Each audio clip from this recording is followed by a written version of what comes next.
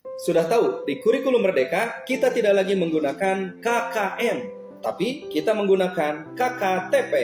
KKTP adalah akronim dari kriteria ketercapaian tujuan pembelajaran. KKTP adalah penjelasan atau deskripsi tentang kemampuan apa yang perlu ditunjukkan atau didemonstrasikan peserta didik sebagai bukti bahwa ia telah mencapai tujuan pembelajaran. Jadi istilahnya berbeda ya, siswa dikatakan tuntas mencapai tujuan pembelajaran tertentu manakala dia sudah memenuhi KKTP yang disiapkan oleh pendidik. Bagaimana cara guru merancang asesmen? Yang pertama, tentukan tujuan pembelajarannya. Yang kedua, tentukan tujuan asesmennya. Dan yang ketiga, pilih teknik dan instrumen asesmen yang tepat. Baru yang keempat adalah menentukan pendekatan mana KKTP yang akan digunakan. Apakah deskripsi kriteria, rubrik, atau interval nilai. Contoh, saya ambil satu contoh misalkan tujuan pembelajaran bahasa Indonesia di fase C. Peserta didik mampu menulis laporan hasil pengamatan dan wawancara.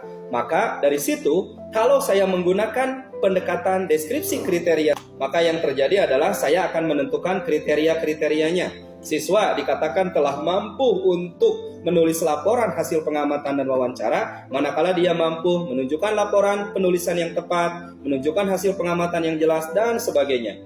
Guru menentukan kriterianya terlebih dahulu, lalu nanti peserta didik akan diobservasi dan kemudian pendidik nanti tinggal checklist saja. Ada capaian yang tidak memadai dan ada capaian yang memadai. Yang kedua, guru bisa menggunakan rubrik. Ketika guru menggunakan rubrik untuk menentukan KKTP, guru harus menentukan kriteria penilaiannya seperti apa. Contoh, misalkan isi laporan dan juga penulisan tanda baca dan sebagainya. Nah, nanti ketercapaiannya itu ada baru berkembang, layak, cakap, dan mahir. Seperti yang terlihat di tabel. Dan yang ketiga adalah pendekatan dengan menggunakan interval nilai. Contoh, nanti guru akan mengklasifikasikan nilai-nilai siswa menjadi rentang atau interval. Misalkan 0 sampai 40%, berarti siswa belum mencapai ketuntasan. Dia harus remedial di seluruh bagian.